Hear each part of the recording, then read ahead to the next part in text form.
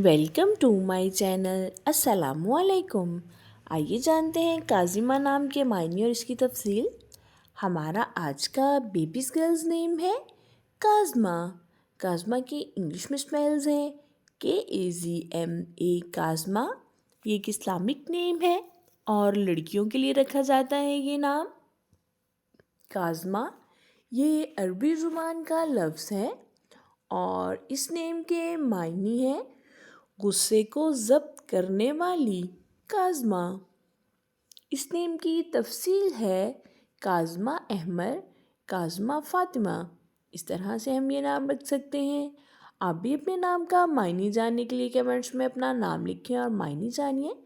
And अपने नाम की स्पेशल वीडियो बनवाने के लिए भी आप मेरे कमेंट बॉक्स में अपना नाम कमेंट कर सकते हैं। And please like the video, subscribe my channel. Okay dears, फिर मिलेंगे न्यू नेम न्यू वीडियो के साथ। अपना ख्याल रखिएगा, दुआओं में याद रखिएगा। अल्लाह हाफिज़।